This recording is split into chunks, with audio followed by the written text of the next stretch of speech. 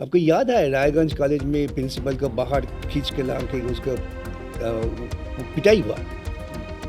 तब क्या बताया चीफ मिनिस्टर ने? ये छोटे लोग बच्चे लोग किया है। Threat culture is the political culture of TMC. ये लड़ाई का आखिरी मकसद है स्टेट को करप्शन फ्री एडमिनिस्ट्रेशन तैयार करना है। पश्चिम बंगाल सरकार के साथ बातचीत के बाद शहर कोलकाता की प्रोटेस्टिंग डॉक्टर्स ने अपनी हंगर स्ट्राइक उठा ली है।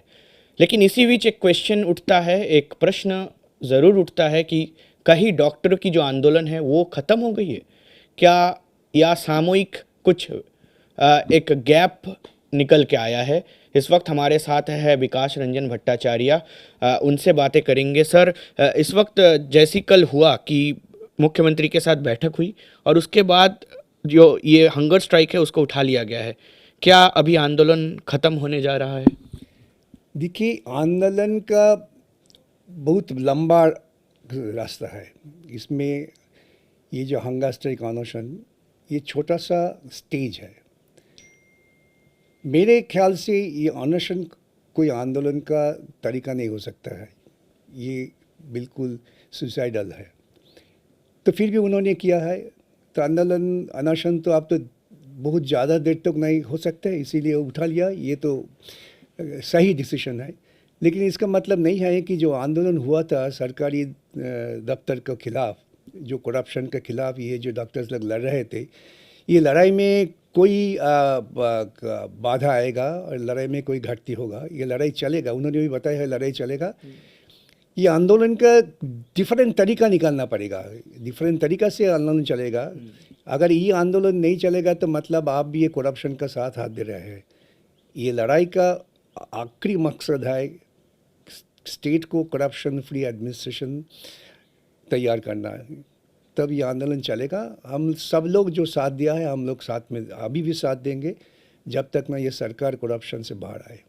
कुछ लोग बोल रहे हैं कि जैसे ममता बनर्जी के साथ जब बैठक चल रही थी तब बहुत जन बोल रहे हैं कि थ्रेट कल्चर के बारे में बात होती है, लेकिन थ्रेट कल्चर खुद ममता बनर्जी यहाँ पे बना के दे रही है और डॉक्टरों को भी बात करने नहीं दिया गया है ठीक से।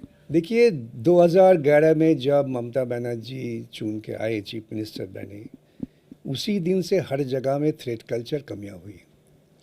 अब सोचिए, जब ममता बनर्जी चीफ मिनिस्टर बने तो भवानीपुर थाना में पुलिस स्टेशन में एक आदमी वो कस्टडी में थे। चीफ मिनिस्टर ना होने के नाते उनसे वो निकाल के लाए। तो पुलिस ऑफिसर, क्या ये थ्रेट है कि हम ले जाएंगे, तुम कौन हो? स्कूल कमेटी का जो चुनाव होता है इलेक्शन मैनेजिंग कमेटी के लिए, वहाँ पर भी थ्रेट, आप वहाँ पर मत जाओ, हम तय करेंगे टीएमसी ऑफिस में बैठकर कौन कौन कमेटी में जाएंगे। क्या चुनाव का ज़रूरत नहीं है? कोऑपरेटिव इलेक्शन में हंगामा हुआ। सबसे दुख की बात, मेडिकल काउंसिल इलेक्शन जहाँ पर तृणमूल उनका दावा है कि उनको ज़्यादा शक्ति है, वहाँ पर भी रिगिंग हुआ, करप्शन हुआ। इसका खिलाफ भी कोर्ट में मामला हुआ। तो थ्रेट कल्चर ये तृणमूल का एडमिनिस्ट्रेशन को लेकर एक नया तरीका निकाला, ये चल रहा है हर जगह में। आप कॉलेज में जाओ, टीएमसी पे जाके प्रिंसिपल को थ्रेट करेंगे। आपको याद है रायगंज कॉलेज में प्रिंसिपल को बाहर खींच के ला के उसका पिटाई हुआ। तब क्या बताया चीफ मिनिस्टर ने? ये छोटे लोग बच्चे लोग किया है। Threat culture is the political culture of TMC. जिस पॉलिटिकल कल्चर उन्होंने एडमिनिस्ट्रेशन मिलाकर कामयाब किया। सो कल आपने जो सुना है चीफ मिनिस्टर का बातचीत, ये भी थ्रेट है। उन्हें बच्चों को समझाना, सुला के लाना, ठीक है तुम्हारा ये जो मांग है हम मांग को देखेंगे, कितना कितना मांग मान ली जाए। उन्होंने सिर्फ बताया कि हम हेल्थ सेक्रेटरी को नहीं हटाएंगे। क्यों भाई? ये ब्यूरोक्रेट तो हर वक्त उनका ट्रांसफ़र होता है। तो एक ब्यूरोक्रेट को एक ही डिपार्टमेंट के रखने का इतना क्या उद्देश्य क्या है? उद्देश्य है कि जो करप्शन चल रहा है, करप्शन चैनल को जिंदा रखना, इसीलिए उसको मत हटाओ।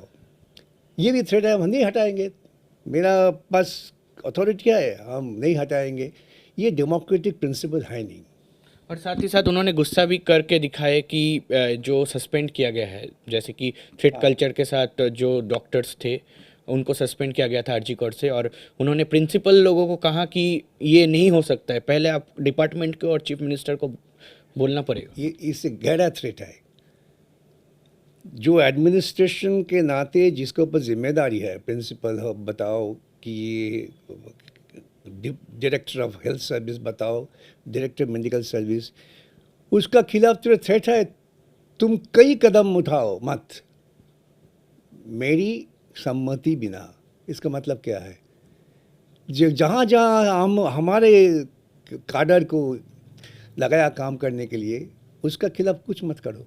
इससे ज़्यादा गहरा थ्रेट क्या हो सकता है? चीफ मिनिस्टर खुद अपने थ्रेट दे रहे हैं।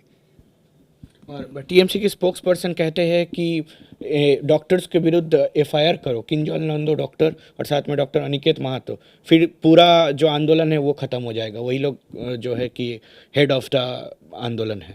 भाई कौन मना किया?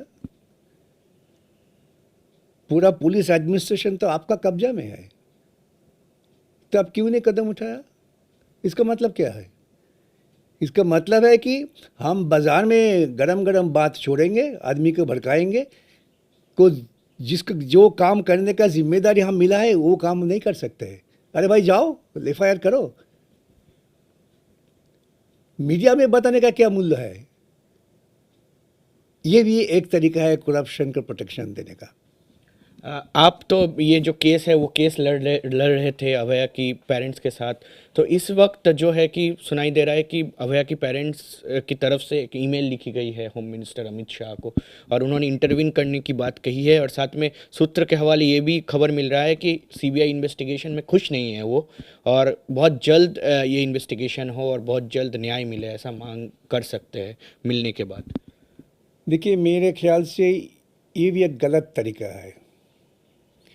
सीबीआई इन्वेस्टिगेशन कर रहा है, कोर्ट का आदेश का भित्तिक आदेश के नाते कर रहा है। अगर कुछ बताना है तो कोर्ट पर जाना चाहिए था।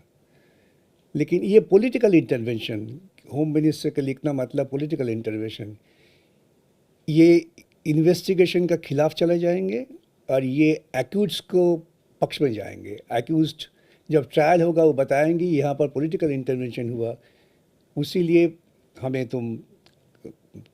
तुम रिहाई कर दो, ये भी हो सकता है। सो मेरे ख्याल से ये जो कदम उठाया उन्होंने मस्ट बी मिसगाइडेड आइडिया। ये नहीं होता तो अच्छा होता। बहुत बहुत धन्यवाद हमारे साथ बात करते हुए।